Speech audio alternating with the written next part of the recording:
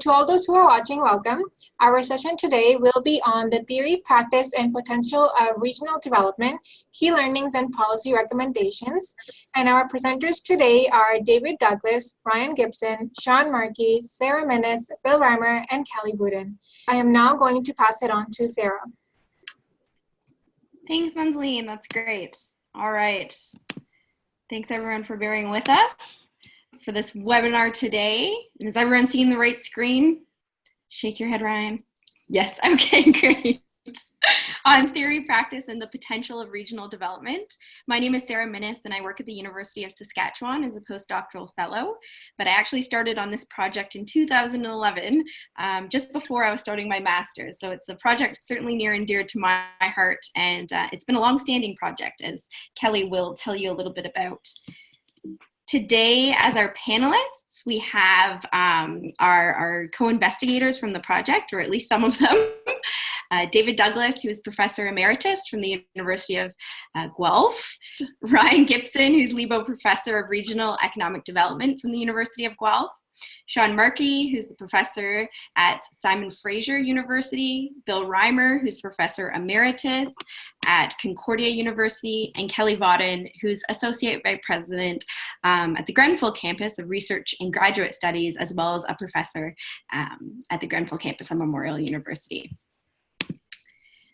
So today, Kelly's going to give you a quick overview of this project, and then we're going to do some snapshots of our different themes and some of the findings around them. And then Bill and David will end with implications for policy and practice. And then we hope to have some room for discussion at the end with all of you.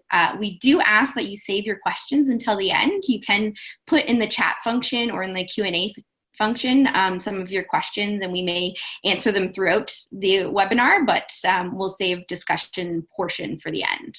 And then Kelly will wrap up. All right, Kelly. Thanks, Sarah. So we're very pleased to be here today to discuss the research and findings that led up to the recent publication of this volume. And as Sarah said, it's been a long labor of love, perhaps. The book is available from Routledge's Regions and Cities Service series, so we're excited about that. And we thank you all for signing on for the webinar and look forward to your comments and questions. I also want to thank RPLC for hosting and organizing this webinar. It's a great platform for this.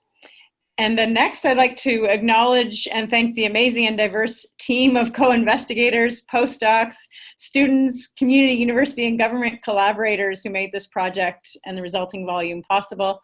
They are too numerous to state, as you can see, but they are listed, and we are grateful to each and every one of you for your contributions.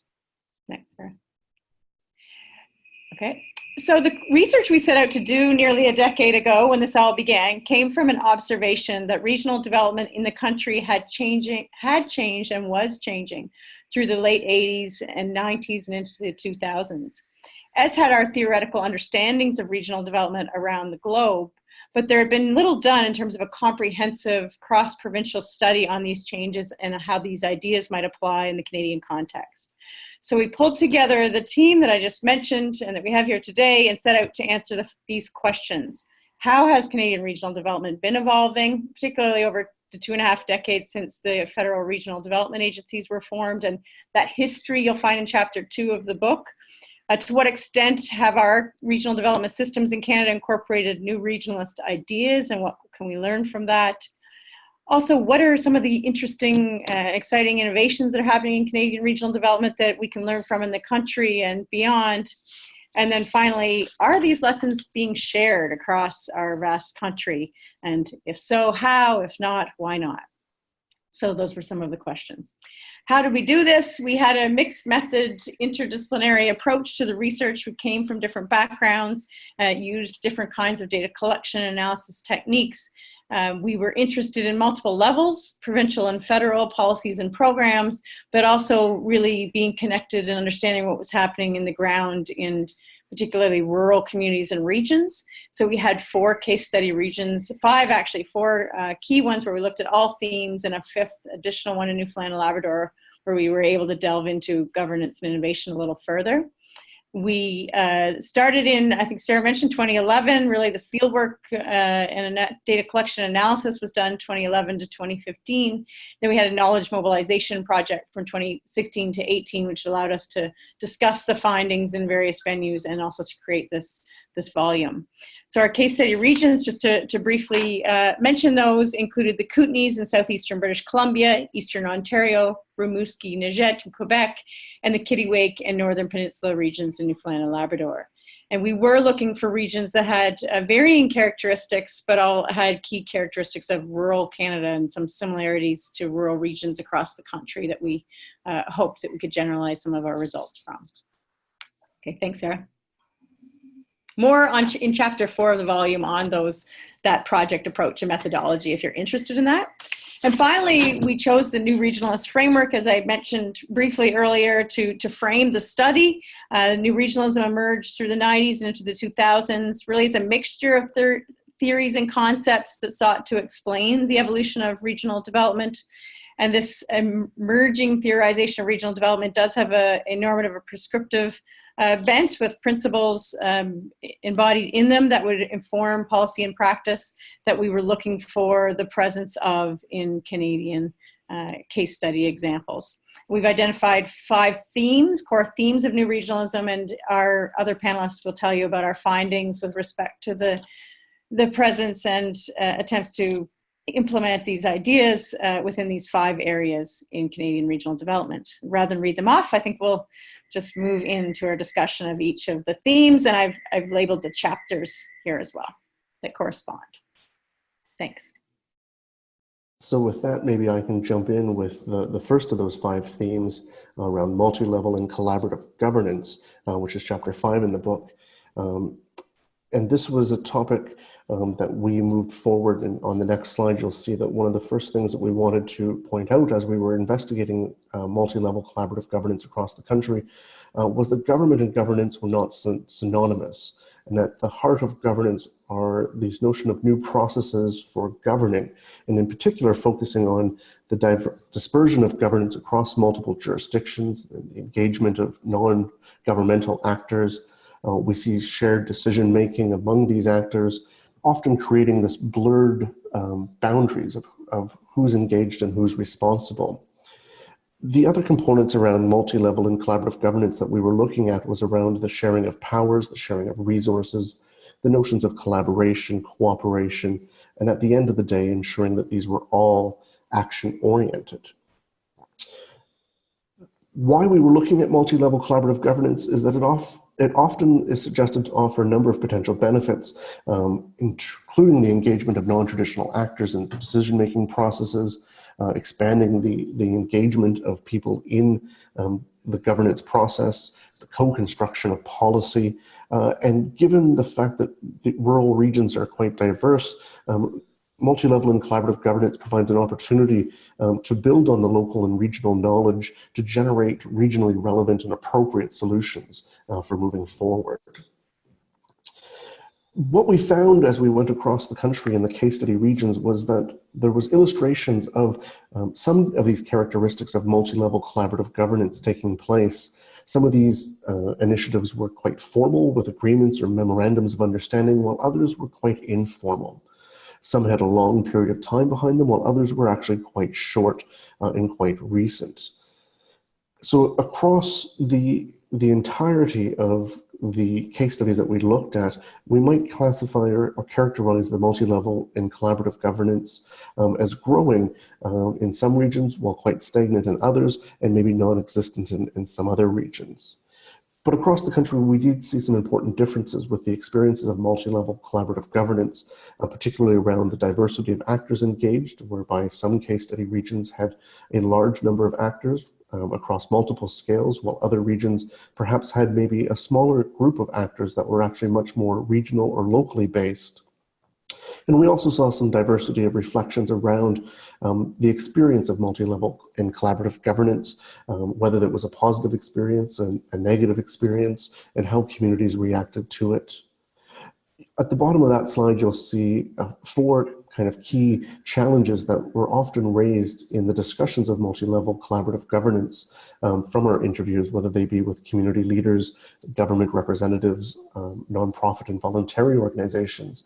The first being this dilemma or challenge that whether it's perception or real of past amalgamation efforts or forced collaborations that hindered the future engagement or desire to be engaged in multi-level collaboration. We saw a whole series of issues related to human capacity within rural regions to become engaged in multi-level and collaborative governance, posing a big challenge. We also saw and heard communities describe difficulty in operationalizing multi-level and collaborative governance, whereby this was a new way of doing things, and that new way of doing things required new processes, new engagement, new levels of trust, and that sometimes was difficult to start, but also to maintain over long periods of time. And the other theme that we heard coming out of our discussions was that there was an asymmetry or unequal power between the partners that were involved, often in rural versus urban communities, but also just different actors, that maybe government had more financial and human resources than nonprofit and voluntary organizations. And these all provided hindrances to moving forward with multi-level collaborative governance. On the next slide, you'll see a series of comments that people provided to us throughout the interviews and across the country, highlighting some of these challenges that I just mentioned in terms of the limited financial realities that many communities and organizations face that prevented or constrained their participation in multi-level collaborative governance. We also heard challenges of people, as mentioned there in the second bullet, just trying to get things together and trying to collaborate being quite difficult. And the third one there being around trust within communities. So I think what you'll see at the end of this discussion is that the themes that were emerging around multi-level and collaborative governance are very similar to that of new regionalism, which being they're quite emerging or nascent at best, and that these models encourage a network approach by engaging non-traditional actors in these collective decision-making and knowledge sharing and resource sharing and governance processes. But the evidence from our investigation demonstrates that there's still much to be understood and still much potential, but many challenges that might still be encountered as we move forward. I'll maybe leave it there and turn it over to chapter 6 to discuss place and place attachment. Great, thanks Ryan, and thanks everyone for joining us today. I think we're all familiar with traditional jurisdiction regions, defined usually and imposed by top-down governments to deliver services. For example, school districts, health regions, and so on.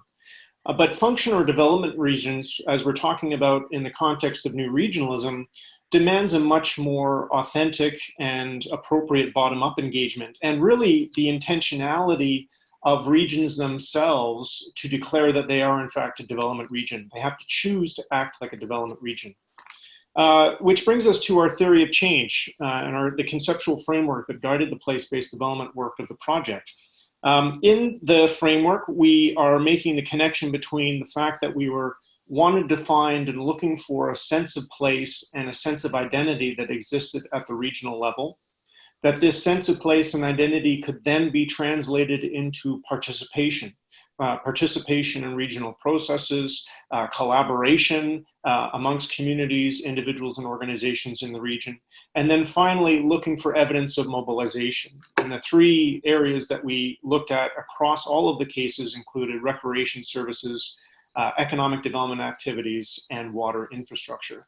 And Bill Reimer has correctly pointed out that really this diagram should be more of a circle, because as mobilization itself gets built, as regions get more comfortable working together in a collaborative fashion, it will then enhance the sense of place and sense of regional identity that we were sort of looking for in terms of driving new regionalist activity.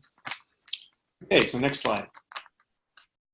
Dr. Sarah Breen, who did her PhD work and led a lot of the place-based work in the project, in one of our team meetings when we were looking through all of the various findings, made a joke across the the case communities of whether or not we found evidence of place-based development as yes, no, kind of, a little bit, and that kind of nicely summarized essentially what we're finding. But to go in a little bit more detail, what we did find is, again, to use the word that Ryan just talked about, an emergent sense of place, an emergent sense of regional identity, but also some reluctance to participate and collaborate together, challenges associated with sort of traditional regional functions and communities seeing themselves more as competitive than allies.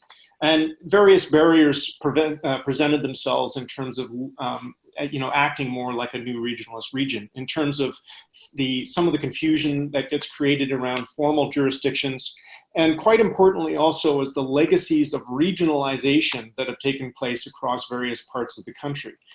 This being regionalism that is generally imposed by a top-down government. And for rural and small town places, rural development has too often been easily conflated with simply losing your hospital or losing your school because you are now part of a region. And that, I think, also speaks to some of the trust that Ryan was just mentioning as well on the governance side. Next slide, please. On the positive side, though, we did find evidence of very strong community identities and very strong community sense of place, which is, I think, an advancement for rural and small town places across the country, and that this could, in fact, be leveraged to the regional level as well. We also found some very good examples of regionalist activity. For example, this Imagine Kootenay slide that you're looking at right now is a collaborative effort in the Kootenays, communities in the Kootenays cooperating together rather than competing with one another on issues of economic development, trying to put out some positive collaborative messaging and generate good information at the regional level that can support all of their various economic development activities. Next slide, please. With the onset of climate change and based upon a foundation of an infrastructure deficit and the critical role that water will be playing in rural and small town communities, all communities for that fact, this example, I think, speaks well to the potential of new regionalism here as well, where water infrastructure maintenance and training staff at the regional level was engaged in the Kootenays as a pilot project, as a collaborative endeavor, doing the training within the region, relying upon sort of a train the trainer model, as opposed to some of the more traditional formal jurisdictional levels in terms of these people having to leave the region, very expensive to train and maintain people, and that posing a challenge to the capacity and delivery of good water services across the region. So with that, those examples, I'll pass it on to the next speaker. Thank you, Sean, and echo Sean's welcome to all participants, and thank you for joining us. The integrated development dimension in chapter 7 of the book addresses something that is fairly fundamental to all development planning. And in fact, in your schooling, in your programs, in your planning education and related education, the idea of integration and integrated development, I think most of it would say, is a hallmark of what planning is about.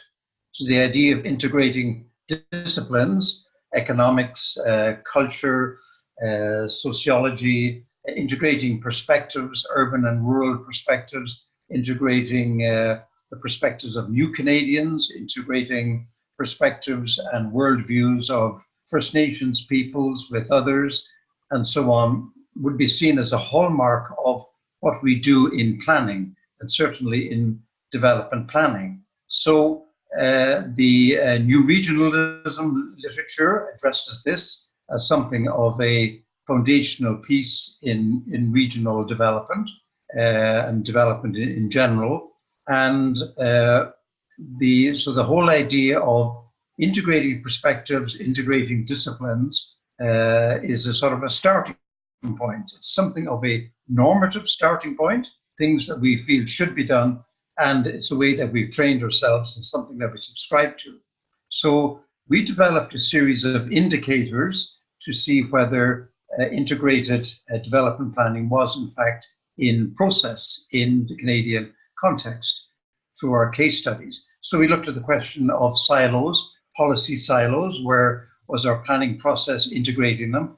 We looked at to see whether practitioners and policymakers were addressing systems. Did they see the ecosystems and the economic systems as integrated? Were they taking holistic perspectives? Did they address questions of participation in a participatory process and the diverse views that might come into the development process? And we asked them about questions of integrating the planning process and the management of the plan itself. So this was our starting point, and we went into the field and we addressed through the literature and the field experiences what was going on.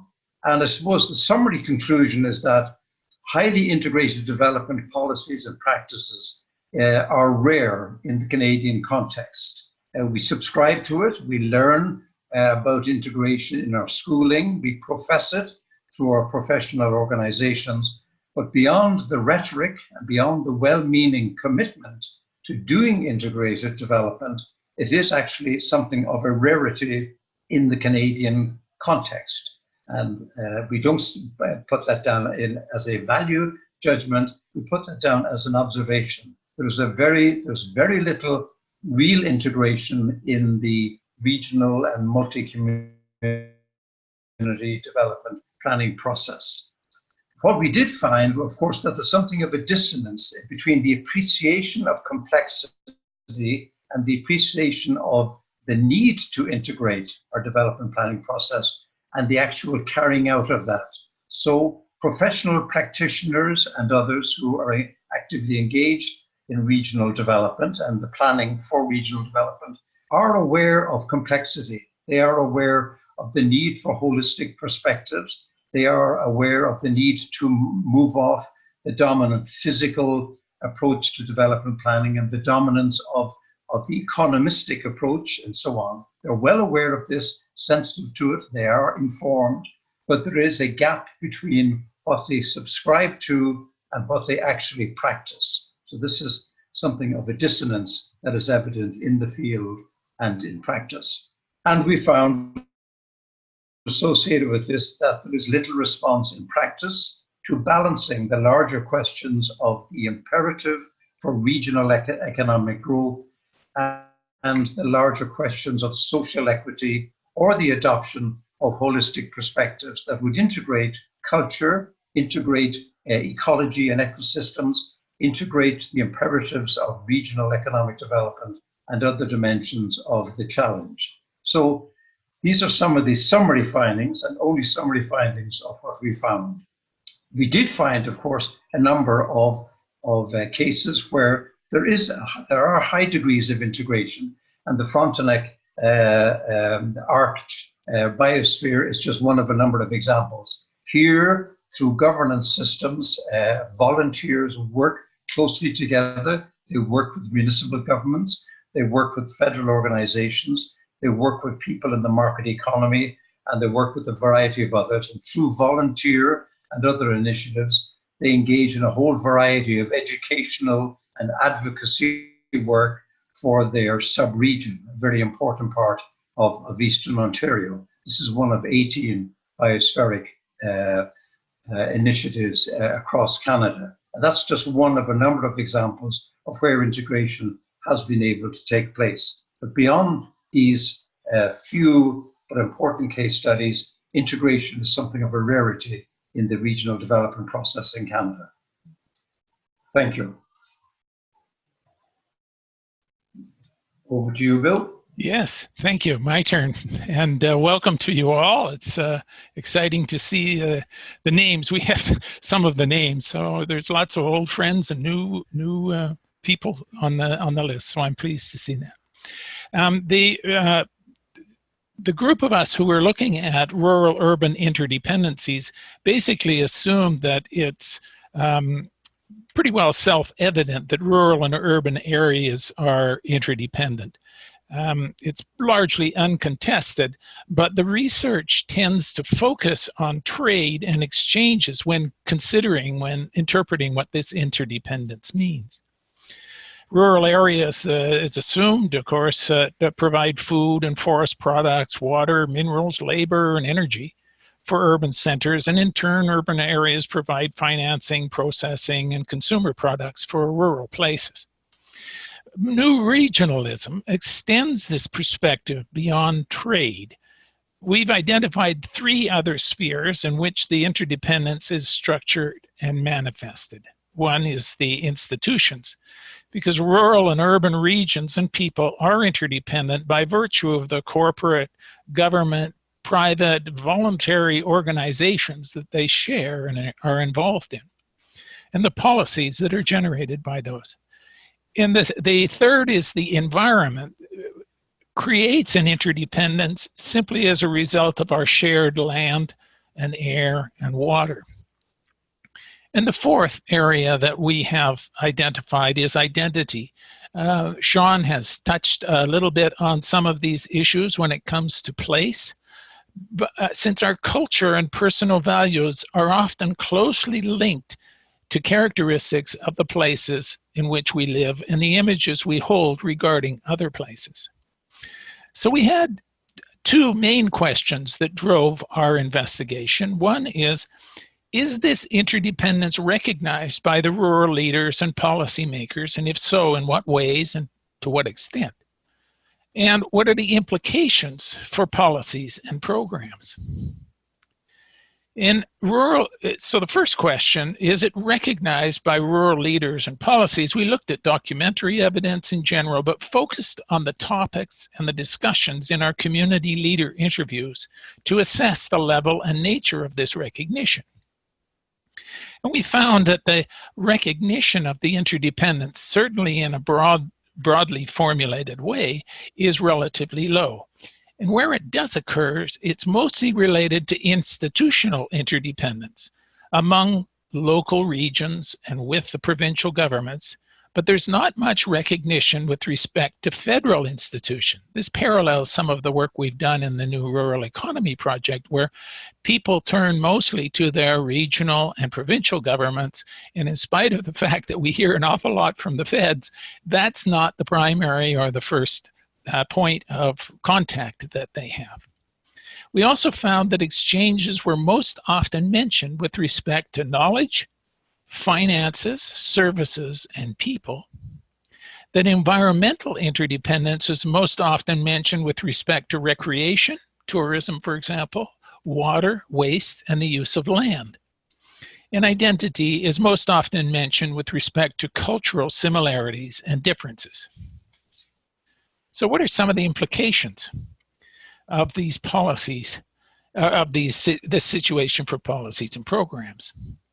Well, first of all, we were quite encouraged by the 4-fold perspective that we had utilized, because it pushes us beyond the traditional focus on rural-urban interdependence as a trade and exchanges, and explores alternative ways in which this interdependence may be recognized and utilized. A focus on institutional interdependence being one of the most important ones from our respondents, it becomes a strategic focus for building the recognition of rural and urban interdependence and expanding this recognition to exchanges and trade, to environment and identity.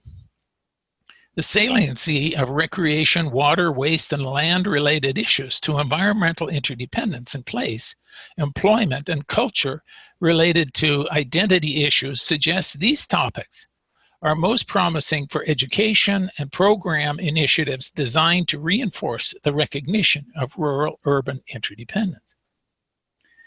We also conclude that the relatively low recognition of environmental and identity issues suggests that issues of land use in the urban fringe, for example, concerns over food and water quality, the challenges of climate change, and reconciliation initiatives with Indigenous peoples are open to framing in the language of interdependence rather than the language of competition or independence. And finally, we identified policies and programs that facilitate communication among rural and urban places that are greatly needed. Encouraging such communication can increase the recognition of rural-urban interdependence and their mutual contributions. So, I see we're on to chapter 9, and I will pass the torch. Thanks, Bill. So our final theme was innovation and learning, and certainly the literature, policies, and programs related to innovation, and particularly innovation at the regional scale, abound in what we refer to as the new regionalist literature, but most without an explicit rural focus. And in fact, we did see weaknesses and challenges with respect to innovation in rural regions, but there are many examples as well of local innovation in process and organization, not always in technology, which is often where the focus is around innovation literature. Many related to local tourism, heritage, food, and other resource sectors, again, that are often neglected in this literature, but that warrant further study, attention, and support. They tended to be more ad hoc, informal, and incremental, rather than part of formal, organized regional innovation strategies or systems, for example. Further, we saw that the knowledge partners, such as post-secondary institutions and support organizations, including both provincial and federal levels of government and innovation-related programs and agencies, were key in these examples of rural innovation, but many of them are based in urban centers, and increasingly so in some places. So there is a need to rethink and pay particular attention to if and how these organizations can best serve rural areas to foster innovation, where it is much needed and often well underway and in need of such support. The next slide, please. So as in the next slide talks about some of the examples, and as others have as well. So one of the things we tried to do throughout the volume is to provide examples of these emergent principles in action in rural Canada, and here are a number reflected in the logos that you see. Things like the Prince Edward County Innovation Center and the work of First Stone, bringing technological innovation to the fishing and agriculture, some of the traditional sectors like fishing and agriculture.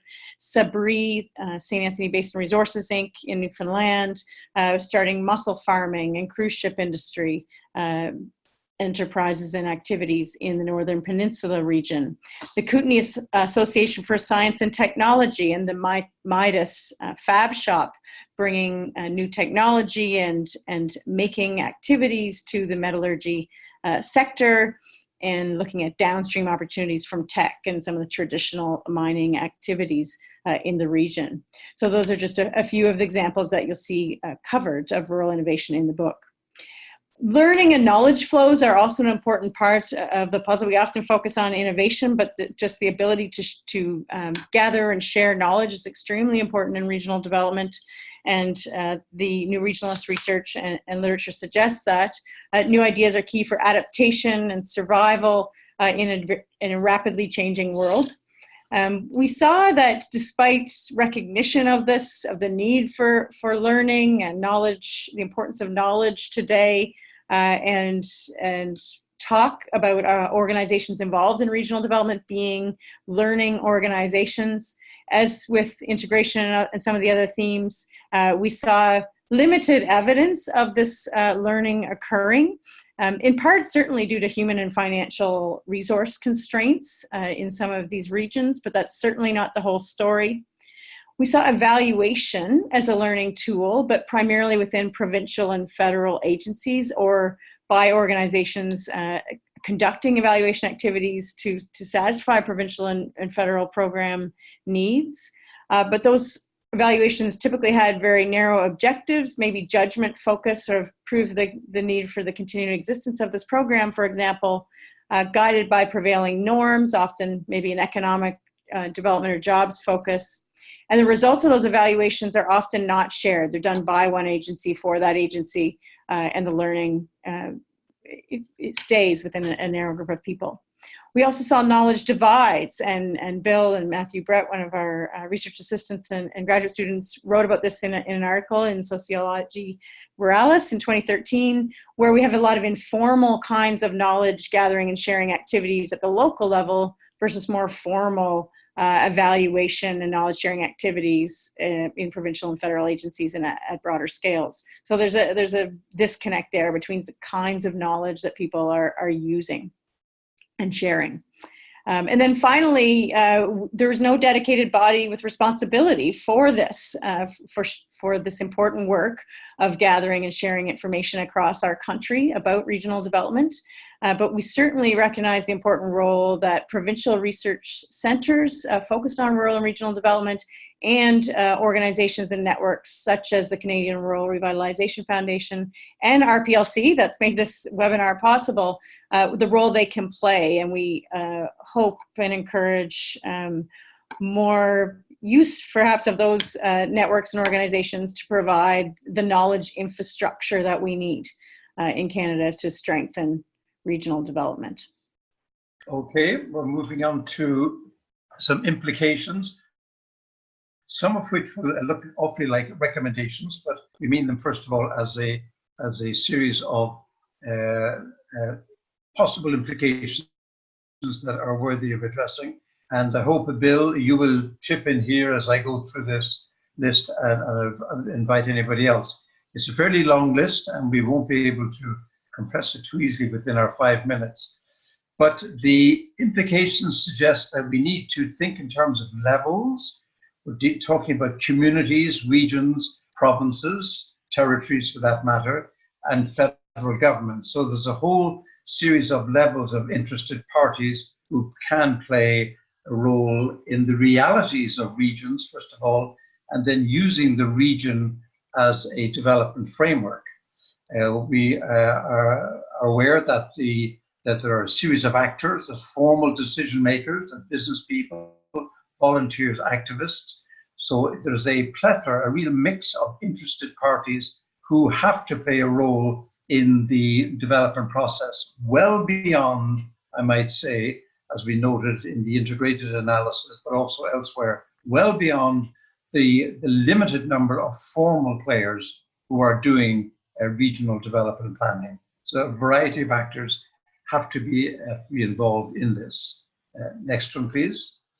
We need to identify regional assets. You heard reference to that in place-based development and from other perspectives, but all regions, all communities have a variety of cultural, ecological, political, and other assets upon which we build our regional development strategies. These need to be identified and identified in a collaborative manner for the strategic development process. We need to identify, of course, the provincial supports and other supports for the regional development process. And we need to identify the activities that connect regional communities. We've been emphasizing that this is well beyond individual communities, and it's not just a sort of a placeless administrative region we're talking about. These constructed or co-constructed regions are multi-community collaborations. We need to identify the activities that connect these regional partners, these regional communities. We need to, of course, identify the communities in need of support and create the plans to provide for that support. There are some who don't have the capacities, don't have the experience, so they need those knowledge transfers, they need that strategic knowledge, and they need the inter-community resourcing to develop their own place-based agendas. We also identified the need, of course, to create opportunities to learn regional development skills, exactly as Kelly has been addressing. The resources need to be transferred, so there's limited reinvention of the wheel and maximizing skills and assets that are available inter-regionally. We need to facilitate, therefore, exchanges through regional communities, groups, and sort of networks that we're actually using today. There are global connections and interests, of course, trades, institutions, association, networks, and visions. Major urban centers are very good at using these, very good at accessing these through the EU, through the OECD, through global urban municipal organizations, and so on. There's a need to identify what are the global connections and what global connections can be leveraged for regional and rural development. We mentioned, of course, already the regional assets of global interest, the economic, the human, social, cultural, and so on. We need to develop relationships with urban centers, as Bill has emphasized, positive interdependencies and complementarities not zero-sum competitions. And of course, we have to develop the question of the local capacities to welcome the many newcomers that Canada sees every year. Identifying activities and responsibles, of course, that are best located at the regional level. One way of expressing this is that the new reality is regional. Multi-community collaborations and the necessity to avail of these remind us that so much development has as a necessity and as a desirable platform the region. And new regionalism literature speaks to this. We need to support regional organizations, provide adequate resources, as Ryan has emphasized, for regional governance, not the necessary application of provincial and territorial governments doing their regional thing, but new ways of regional governance. And of course, we need a longer term perspective than we're used to in our statutory planning, in our election cycles, and in our budgetary cycles. We need to facilitate, as we emphasized, inter-community organizational communications and connections, and provide extra resources for those weaker communities and organizations. We identified other implications relating to the organizations, businesses, and formally organized groups and associations. These have to be part of the networking and process. And there are existing organizations and networks that need reinforcing and support. Some of them very informal, as has been mentioned, others currently recognized as formal and well established. And we need to develop initiatives and local capacities, as I've already mentioned, to identify the many newcomers in rural Canada. Thank you so much, David, Kelly, Ryan, and Sean, and Bill. So first we have a question from Greg. Have you examined the dynamics in capital regions of Canada where there may or may not be formal structures, government planning, and development? I could maybe say that we didn't focus on capital regions. We were explicitly looking at areas that were considered rural regions or may have had an urban center within them, but were predominantly rural. We certainly looked at the relationships between organizations based in urban capital centers and rural regions, and some of the both some successes and but a lot of times challenges in those relationships. But we weren't focused on examples from those large urban regions. I don't know if anyone else wants to add to that. We definitely looked, one of our regions was Eastern Ontario. So Ottawa had an influence for sure, especially when we're looking at rural-urban interdependencies, when we look at commuter sheds, when we look at source water protection in Ontario.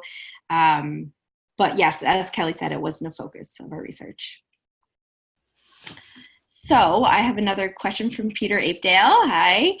How can planning for integration and holistic outcomes avoid ethics issues related to pastoral power, assimilation, and subjugation of interests of communities and individuals?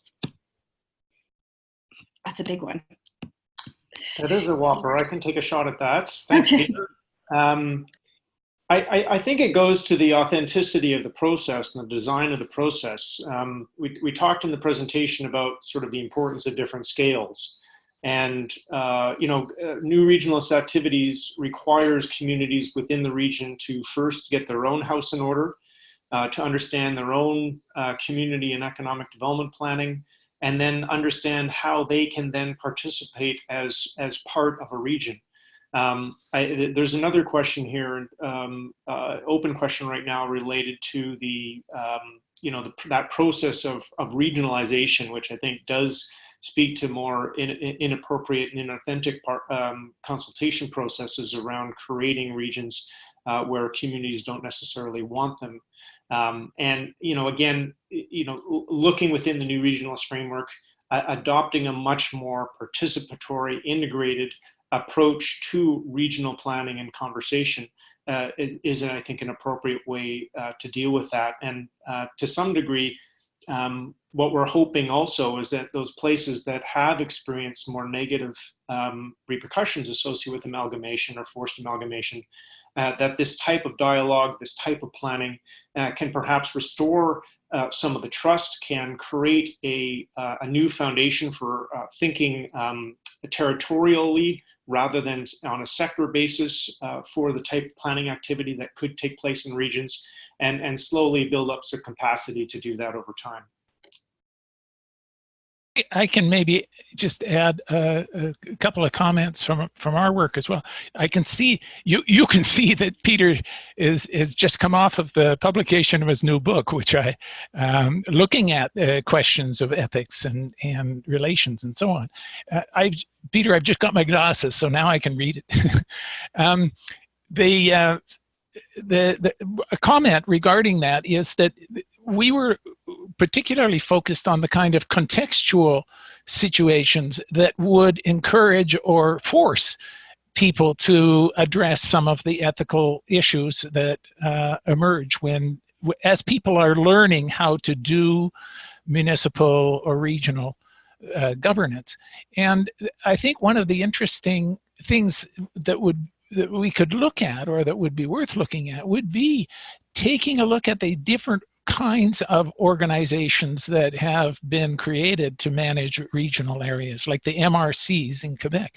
That's taken 20 years for people to, first of all, get over the animosities and so on, and to build the trust. And it has built into it a number of formal ways in which the ethical issues are addressed or dealt with, or violations along those lines are dealt with. So the context that this provides, I think the Kootenai example is another one, which is much more bottoms up.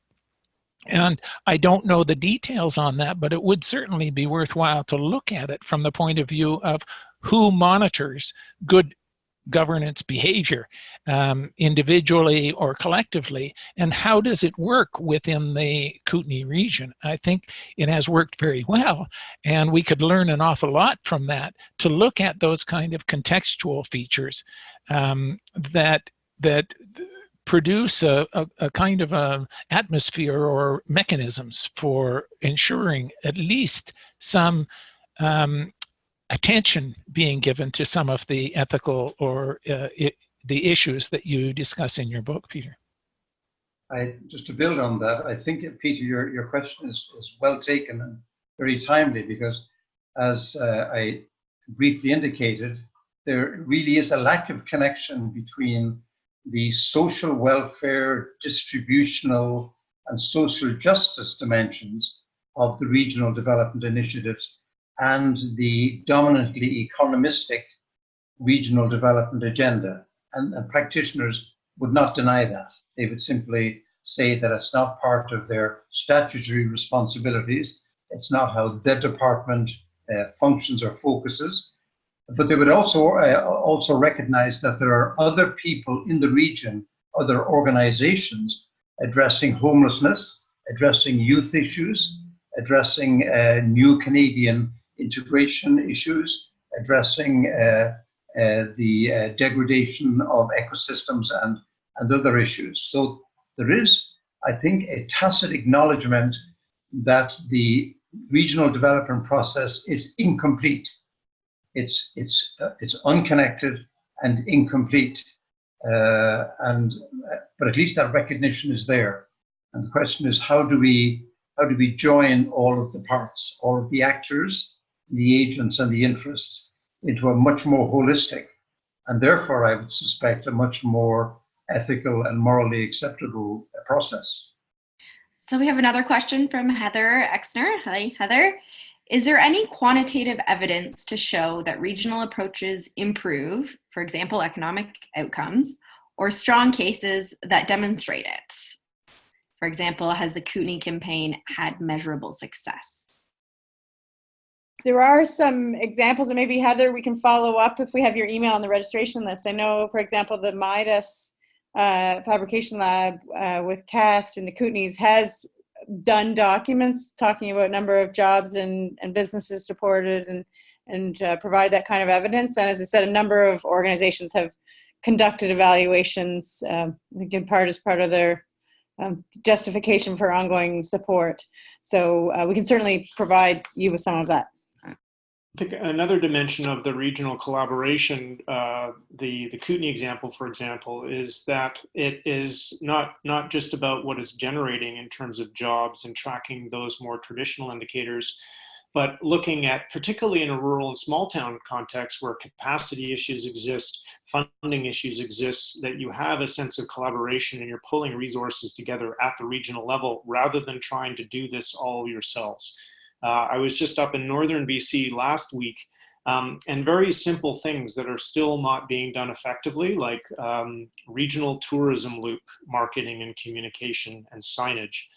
Really even some very basic things like that. We're still sort of facing impediments. We're still facing sort of a community-only approach to looking at tourism, and just to use that example. So there's still a lot of work to do, and part in the rural context is about resources that can be shared or used more innovatively for development purposes.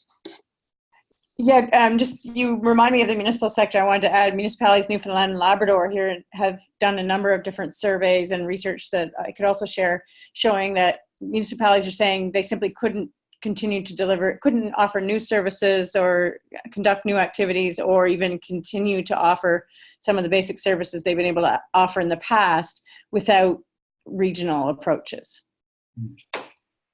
Adding on to that, in Eastern Ontario, there are a good number of positive reports from collaborations between community futures development corporations, quite a number of them in the region, universities like Queen's and others, and a number of municipalities. So there are sources from those sites that would speak to jobs retained, training undertaken, labor force retraining, new enterprise development, and a number of other things. But paralleling that, again, on the integrated front, is that it is very rare to see in development planning, writ large, across our case studies, a connection between plan and plan management. So the results chain between the planning and the actual impacts and outcomes is very tenuous at best, and is actually something of a rarity. So the next question is from Jill Yozwa. To what do you attribute the success of the Frontenac region? I think that comes from one of our examples that David gave. I don't think that we said the whole region was a success necessarily, not that it isn't, but we did give an example of the Frontenac Arch biosphere. Do you want to touch a little bit more on that, David? I can't speak to the details. I think, Sarah, you know more than I do, but I am impressed with the fact that there's a very strong volunteer base. This is a civil society initiative, and they do anything and everything from summer camps for youngsters to educational and information programming. They work through an apex organization of the other biospheric resource communities in Canada. So they have a global connection back to the UN. They've got connections across Canada, and they are very good at informal information transfer, information management, and other initiatives. Sorry, you might want to add to that. Oh, and why we bring it up as an integration example is that they were equally focused on the economic development portion of what they were doing as far as recreation and the need to designate themselves with UNESCO for recreation and economic development reasons, but also for environmental reasons. So they were kind of doing the balance between economic, social, as well as environmental pillars, as we were calling them, which is surprisingly rare, as we found in some cases. Denise Weir had a question that Ryan did answer, so maybe you want to take this, Ryan. Did you examine how best to overcome the problem of legacies of regionalization, such as forced amalgamations? which definitely came up, Ryan. Yeah, this was an issue that came up across the country in almost all regions. And although it wasn't something we explicitly asked people about, it emerged in the conversations, and there was a whole series of different experiences that had been documented. Most tended to be on the challenging side, as opposed to the feel-good ways of getting over some of that past history.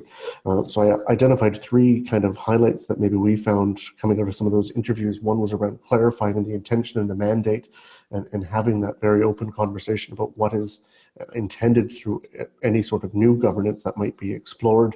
The second was around having a very explicit discussion around shared resources and shared responsibilities, what was actually going to take place, who was going to do what were the expectations, and then kind of a broad category of themes around needing to rebuild trust among actors, as that trust had been exhausted through those past regionalization efforts. In many instances, those scars were still quite fresh, and so there was a good deal of need for trust to be rebuilt, but without any suggestion of maybe how to do that. And that being quite unique to each of the different contexts and the places. I can maybe add to that some things we've learned from the MRC experience in Quebec, that these are generalizable issues because they don't necessarily depend on the same kind of history. But first of all, the MRCs were identified in terms of very traditional and long-lasting regions. These were not arbitrary. They were built on parishes and groups of parishes over about a couple hundred years of history. So they were kind of recognizable. It was imposed by the government. The other issue is that they provided a lot of time. Like, these were 5-year and 10-year projects. That's time for people to fight. They're sitting around the same table, but they don't like those people. They don't trust them. But they have 5 or 10 years to work out how to do that. And the third feature was resources. Like, there was a big carrot. They had resources to make decisions if they could come to some agreement on how to spend the money. So that was a big driver. But the time, the expectation that it's not going to work for a long period of time was really an important one. And eventually it turned into like a 20-year thing through changes in government and so on. So people did get the message, hey, they're serious. They're giving us the resources. They're helping us do the problem, the kind of work that needs to be done. And they got to the point where they said, all right, so you guys get the hospital this time, but next time we get the school. And they could trust that that was a deal that was going to happen over a period of 5 or 10 years. The next question's from Dan Fontaine. It says, did the Manitoba Municipal Modernization Act lend itself to part of the study for the book? Manitoba wasn't one of our case study provinces, so we didn't look in depth at that act, though some of our case study vignettes, we've called them throughout the book, do cover other provinces and even international examples. Ryan, I don't know if you want to speak a little bit to that act specifically, being from Manitoba yourself. Sorry, I was having to get unmuted there. I was going to talk to myself. So as Sarah mentioned, we didn't explicitly look at it, but I think it's something that now that we've got the book out, provides a really nice opportunity to kind of look at additional cases that are taking place, with this being one of those. But there's been some other municipal amalgamations that have been taking place across the country, such as New Brunswick, to see if the outcome of some of those discussions, if they parallel some of the same themes and concepts that we were discovering in the 5 case studies that we did look at across the country. But I think there would be, if you've got any insight into this, in terms of what you've heard today, in terms of how it might resonate with the Manitoba experience, we'd be delighted to hear about that. The next question is from Mark Villad. What place does the issue of population reproduction and sustainability take in your cases? And how is it addressed in regional development planning and processes, if at all? It came up for sure in regional conversations about how to manage infrastructure. Perhaps, looking for higher level examples where communities who may perhaps have been experiencing population decline, which of course is not, an isolated event in rural and small town Canada, how they could perhaps collaborate with other communities to deliver key services, to manage key infrastructure. That dynamic, I think, is also driving an innovation agenda in certain places in terms of how to continue to deliver high quality services to places, and really seeking to overcome those traditional rural dynamics of lower population levels or lower population density and distance, which can make delivery of those types of services and the replacement or renovation or hopefully updating for the 21st century critical community infrastructure. Sorry, after you, Bill. Oh, okay. It came up in discussing rural-urban interdependence because we did raise this as an issue of labor and of population decline in a lot of the more remote rural areas, but of course it's population increase in the ones that are closer to urban centers. So it's indirectly the message is indirectly that populations are declining. How are you going to deal with that? Canadians aren't reproducing themselves. We're going to have a real big demand and requirement for immigration. And how then are rural areas going to respond to that? So we did take a look at some of the examples that occur within rural areas, like in southern Manitoba and the Sherbrooke region in Quebec, both of which have been highly successful at attracting immigrants. And we had flagged this as really an important rural-urban interdependence issue because most immigrants go to urban areas, and what we do, that does open up the possibility that rural areas could, in a sense, train themselves and develop themselves as actual points of entry for new people coming into Canada. They are, in some respects, ideally suited to introduce them to Canadian culture and how do you get a doctor and all that kind of stuff. So it came up there when we were looking at, well, is this something that rural areas could pitch to urban areas to say, hey, if you provide us with the supports, whether they're financial or otherwise, we'll make ourselves like a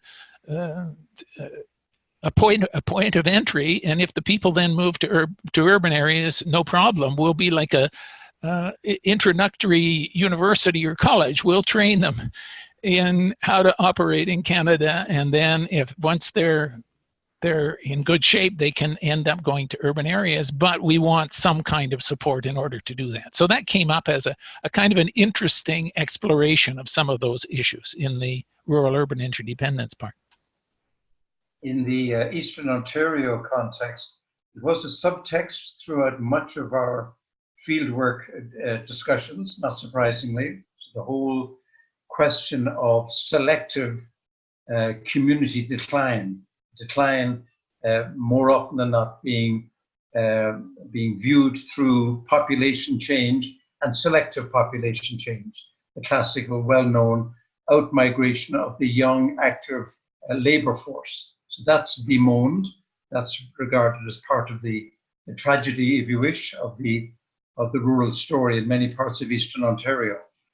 Dominantly, the response around that touched on services and the provision of services, but the economistic formula, if you wish, or the economistic lens were generally seen as the way to address that. We need to do something about the community economy. We need more jobs. We need more taxes. We need to be able to do more things, but largely through the economic development formula. And related to that, not surprisingly, one piece of infrastructure, broadband, was often seen as something of a magic bullet, not entirely, but something as of an infrastructural priority that would turn the tide for many communities to regenerate their economies, to help more home-based businesses, more micro-enterprises, and therefore to lead to the retention of the younger labor force, and perhaps for some communities, even the attraction of a new labor force. So it was certainly there as a subtext throughout most of our discussions. All right, we have a question from Alexis Nelson. Has there been any research or practices based on the tourism industry as the economic driver for a rural regional approach? I think the short answer is yes. Kelly, you had some examples that you had typed in. Yeah, just one that came to mind was the Fogo Island example in the Kittiwake region, and the Shore Fast Foundation, and all of the other activities around new small business development that have resulted, starting with tourism as a focal point in that community. So I think the tourism probably came up in almost every region in some way, but certainly in our case study vignettes, that's one that really comes to mind in the Newfoundland case. There's also a wonderful paper by the Royal Ontario Institute from 2017 looking at the visitor economy and rural cultural amenities and how those can be used around economic development and cooperation. And I can put the hyperlink in the Q&A box in a second here. Actually, the nice overlap too in the Kootenays, and Sean might speak to this, but with the previous question, in that the Kootenays case was an example of how people were moving to the Kootenays for lifestyle reasons, and sometimes it was initially as, I think, as tourists, or there's a tourist industry and visitor industry, but often people were moving there then also because of the amenities in the region and addressing some of the declines in the traditional population that way. Tourism has a very strange footing because traditionally the more mainstream economic development agencies have looked at economic development and tourism. So they sort of added on. So tourism has had to, in a way, fight its way in and nudge manufacturing industry and other components of economic development in some respects to the side to gain its own foothold. So it's something of a, not so much an orphan sector, but a neglected sector, perhaps from the profession. Many communities have looked at tourism as the sort of the sector of last resort to develop the local economy. Manufacturing hasn't worked. I'm not sure about the new services economy, the information-based economy, and so on and so on. So they assume with the local assets that they have available, and they assume because of their affiliation and attachment to their community that it will lend itself almost automatically to be a tourist destination resort. It'll be an attractor once we get the brochures, once we get the other marketing vehicles in place. So it's a rather strange piece of the economic development initiative. In the field, Sarah and I did find throughout Eastern Ontario that the province has designated its own tourism regions. So part of the complications for rural regions is to work with and through a top-down, if you wish, identification of what is and what is not a tourism region. But that's the reality in many parts of Canada. It's also an opportunity. Our colleague Rhonda Koster at Lakehead University has just put together an edited volume on rural tourism, and RPLC will be involved in helping to share and promote that volume, which no doubt will have a number of interesting examples and case studies for us to learn from. I might add as well, one of the vignettes we have is about Kepaleg, where they use tourism, but they did a lot of work in other and related sectors in order to bring together a major tourism initiatives around lilacs. And it goes to the question of integrated collaborative work among the rural areas, but it's another very interesting vignette of how this might take place. We have a question from Denise Weir. What amenities encouraged people to move to rural areas for lifestyle changes? I think the Kootenays are probably a great example of that. Sean, do you want to talk a little bit about the reasons why people move to the Kootenays, including some of our team members? Yes, that's true. I'm always a little suspect when students say they want to go do research in the Kootenays. Yeah. Thankfully, Sarah Breen delivered and more so she's now based there as well. But I think those are, I mean, there's wonderful amenities right across the country in rural and small towns in Canada. It's a major asset for rural communities and rural economies, something that we should be doing a better job of promoting. In a place like the Kootenays, in doing interviews with people in the region, the answer really comes back as place first, job second, which in some cases can create challenges for communities with very attractive amenities because they have people moving into the region who are perhaps not employed. They're not coming to a job, so it can place pressure on unemployment levels, on housing, things like that. But overall, when I encounter a community where people are just telling me how much they love living there, usually the economic development piece falls into place after that. And there are a number of communities across the country that sort of speak to that. I think it also, in reference to the presentation, where we did see really strong senses of community, strong sense of place associated with communities right across the country, which is a really encouraging thing for the resilience of rural Canada, right? These are people that are committed to place and willing to dig in and do the work necessary to make sure their communities continue to be viable and prosperous. I think part of that was exemplified and echoed in a part of Eastern Ontario, such as Prince Edward County. It's living on and off tourism, new types of tourism, cuisine tourism and other forms of tourism. It's building upon its mixed cultural legacy and histories, plural, but it's also providing for particular urbanites that critical intersection of lifestyle and livelihood. And that's part of the formula that I think rural communities are looking to. And as Sean says, the building upon and being aware of the unique assets of every place, and every place by definition is unique, but being able to communicate those assets and those opportunities to particular people offers, I think, a whole new set of opportunities for rural communities. This critical intersection of livelihood choice and lifestyle choice. I think this wasn't part of our study, but I had a nice opportunity to look at Inuvik and the way in which they approach the issue. They're like so many places, especially remote places, are boom or bust.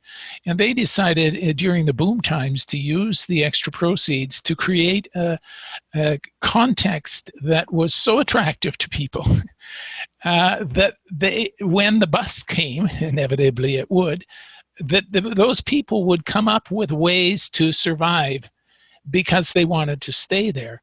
And so they concentrated on world-class hospital facilities and health facilities, on education, a recreation center that is really impressive, and related different types of businesses.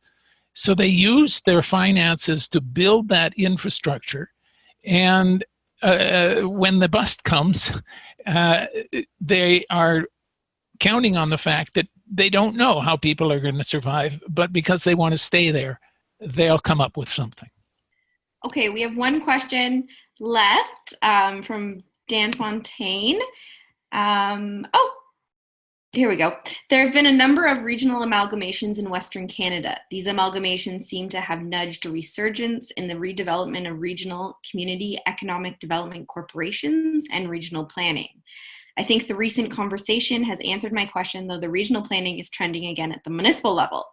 Is there anything, any comments or reflections on that question? I'm not sure about the trends, but just a comment. We are seeing something of a selective resurgence of what I would call regional initiatives around Calgary, around Edmonton, around a number of other sites where some of the things that Bill has been speaking to about the revealed complementarities between rural communities and metropolitan centres are being realised. So that's encouraging. It begs the question as to whether there is a call or a need for a more proactive provincial initiative to facilitate the co-constructing of other regional spaces and other regional frameworks that would benefit the participating communities. But it is encouraging to see, as I see, a very discontinuous and selective re-emergence. I would refer to them as regional-based initiatives. I'd like to add a caution around some of those approaches. We were comparing, for example, Quebec with other provinces, including Alberta, for example. And one of the sort of ways in which these amalgamations are encouraged is the provincial government will say, hey, we got a pot of money here. If you work with some of your communities and come to us with a proposal, you may be able to dip into the pot. In the Quebec situation, the MRCs were designated as historical legacy areas that people were familiar with. And so the boundaries were basically fixed. The problem with the laissez-faire approach is that those regions that are in good shape have no problem coming together and getting their proposals in, and they know how to do it, and so of course they get the big bucks. The places that are marginal are have difficulty collaborating or not the capacity, of course, are left behind. In that, and basically then what that can create is a situation where you've bifurcated the rich regions and the poor. It exacerbates the problem of dealing with the more marginal areas.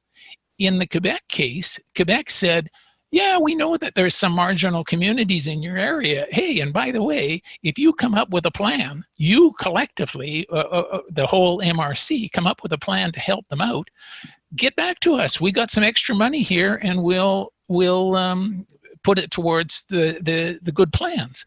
So they turned what was a liability for the MRC into an advantage, into a benefit, and you end up minimizing, for example, this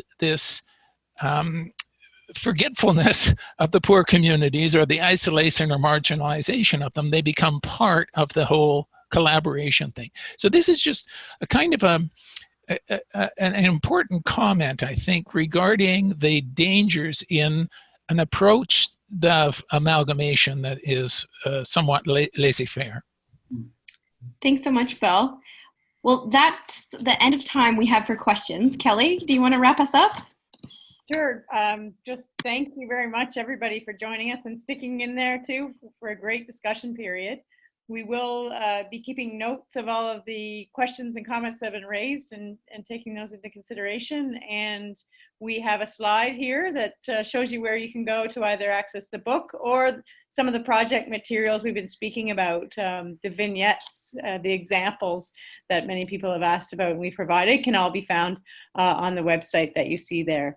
So, and feel free also to get in touch with us after the fact if you'd like to know more about the research. So thanks to everyone who participated, whether you're a presenter or offered your questions and your ear. Thanks so much. Thanks to all. Thank you. Take care, everyone. Bye. Bye-bye.